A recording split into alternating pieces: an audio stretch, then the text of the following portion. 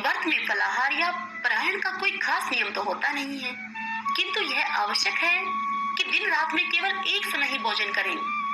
सोमवार के व्रत में शिव जी पार्वती जी का पूजन करना चाहिए। सोमवार के व्रत 3 प्रकार के होते हैं: साधारण सोमवार, सौम्य प्रदोष और 16 सोमवार। विधि तीनों की एक जैसी है। शिव पूजन के पश्चात कथा सुननी चाहिए। साधारण प्रति सोमवार, प्रदोष व्रत और 16 सोमवार, इन तीनों ही व्रतों की कथाएं अलग अलग हैं। तो आइए आज हम साधारण सोमवार की व्रत कथा को सुनते हैं। सब बोलिए शिव शंकर भगवान की जय। श्री शिवाय नमस्तुभ्यं। एक बहुत धनवान साहूकार था, जिसके घर में धन धान्य आदि की किसी प्रकार की कोई कमी नहीं थी, परंतु उसको एक ही दुख था कि उसके कोई पुत्र नहीं था। वह इसी चिंता में दिन रात रहता था। वह पुत्र की कामना को लिए प्रत्येक सोमवार को शिव जी का व्रत और पूजन किया करता था तथा सायंकाल को शिव मंदिर में जाकर शिव जी के श्री विग्रह के सामने दीपक जलाया करता था। उसके इस भक्ति भाव को देखकर एक समय श्री पार्वती जी ने भगवान शिव जी से कहा कि महाराज, यह साहूकार आपका अनन्य भगत है और सदैव आपका व्रत और पूजन बड़ी श्रद्धा भाव से करता है। इसकी मनोकामनाओं को आप पूर्ण कीजिए। तब शिव जी भगवान ने पार्वती से कहा कि हे पार्वती, यह संसार कर्म क्षेत्र है। जैसे किसान खेत में जैसा बीज बोता है, वैसा ही तो फल काटता है। उसी प्रकार इस संसार में जो जैसा कर्म करते हैं, वैसा ही फल भोगते हैं। पार्वती जी ने अत्यंत आग्रह से कहा कि महाराज, जब आपका यह अनन्य भगत है और यदि इसको किसी प्रकार का दुख है, तो आपको उसे अवश्य दूर करना चाहिए, क्योंकि आप सदैव अपने भक्तों पर दयालु होते हैं और उनके दुखों को आप दूर करते हैं। यदि आप ऐसा नहीं करेंगे तो मनुष्य आपकी सेवा तथा व्रत कैसे करेंगे और क्यों करेंगे? देवी पार्वती का यह आग्रह देखकर भगवान शिव उनसे कहने लगे कि हे पार्वती, इस साहूकार के कोई पुत्र नहीं है। इसी चिंता में यह अत्यधिक दुखी रहता है। इसके भाग्य में पुत्र न होने पर भी मैं इसको एक पुत्र की प्राप्ति का वर देता हूँ, परंतु यह पुत्र केवल 12 वर्ष तक जीवित रहेगा। इसके पश्चात वह मृत्यु को प्राप्त हो जाएगा। इससे अधिक मैं इसके लिए और कुछ नहीं कर सकता। भगवान शंकर और माता पार्वती का यह संवाद वह साहूकार भी सुन रहा था। इससे उसको न कुछ प्रसन्नता हुई और न ही कुछ दुख हुआ। वह पहले जैसा ही शिव जी भगवान की व्रत और पूजन करता रहा। कुछ काल बीत जाने पर साहूकार की स्त्री गर्भवती हुई और 10वें महीने उसके गर्भ से एक अति सुंदर पुत्र की प्राप्ति हुई। साहूकार के घर में बहुत खुशी मनाई गई, परंतु साहूकार ने उसको केवल 12 वर्ष की आयु का जानकर कोई अधिक प्रसन्नता प्रकट नहीं की और न ही किसी को भेद ही यह बताया। समय आने पर जब वह बालक 11 वर्ष का हो गया, तो उस बालक की माता ने उसके पिता से उसके विवाह आदि के लिए कहा। तब वह साहूकार कहने लगा कि अभी मैं इसका विवाह नहीं करूंगा, अपने पुत्र को काशी जी पढ़ने के लिए भेजूंगा। और फिर साहूकार ने अपने साले को बुलाकर उसको बहुत सा धन देकर उससे कहा कि तुम इस बालक को काशी जी पढ़ने के लिए लेकर जाओ। रास्ते में जिस स्थान पर भी तुम रुको, वहाँ यज्ञ कराते और ब्राह्मणों को भोजन कराते जाना। वे दोनों मामा भांजे यज्ञ करते और ब्राह्मणों को भोजन कराते अब जा ही रहे थे। उनके रास्ते में एक शहर पड़ा। उस शहर में राजा की कन्या का विवाह था और दूसरे राजा का लड़का, जो विवाह कराने के लिए बारात लेकर आया था, वह लड़का एक आंख से काना था।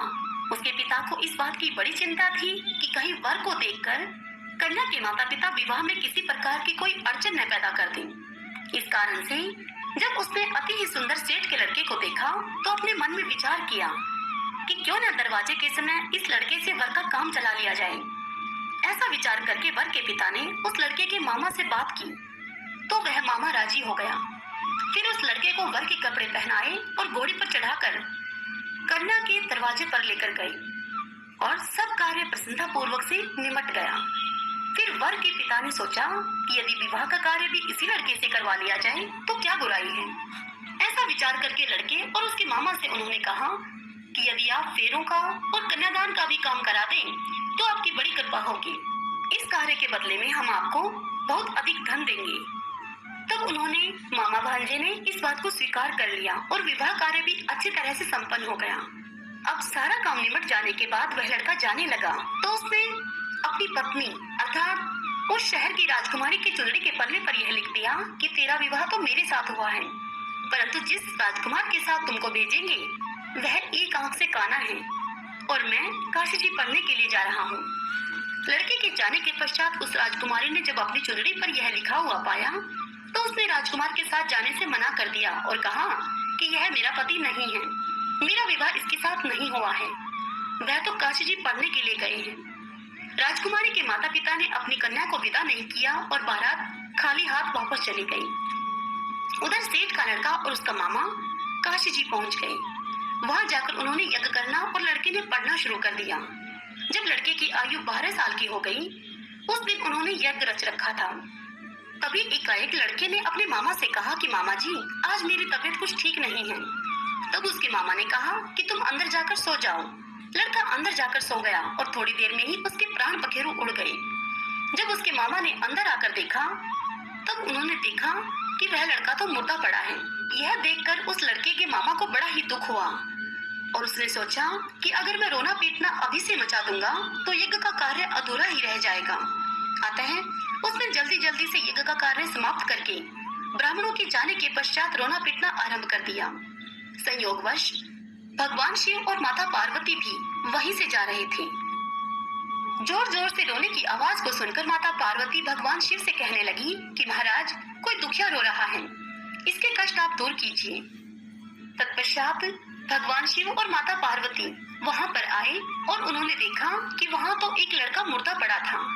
तब पार्वती जी कहने लगी कि महाराज, यह तो उसी सेठ का लड़का है जो आपके वरदान से पैदा हुआ था।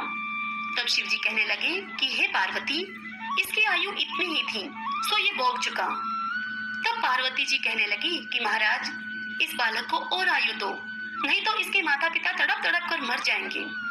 पार्वती जी के बार बार आग्रह करने पर भगवान शिव ने उसको जीवन दान दे दिया और शिवजी महाराज की कृपा से वह लड़का पुनः जीवित हो गया। शिव पार्वती जी कैलाश पर्वत पर चले गए। तब वह लड़का और मामा उसी प्रकार यज्ञ करते ब्राह्मणों को भोजन कराकर अपने घर की ओर चल पड़े।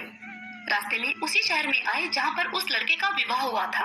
वहां आकर उन्होंने यज्ञ का कार्य प्रारंभ कर दिया तो उस लड़के के ससुर ने उसको पहचान लिया और अपने महल में ले जाकर उसकी बड़ी ही खातिरदारी की।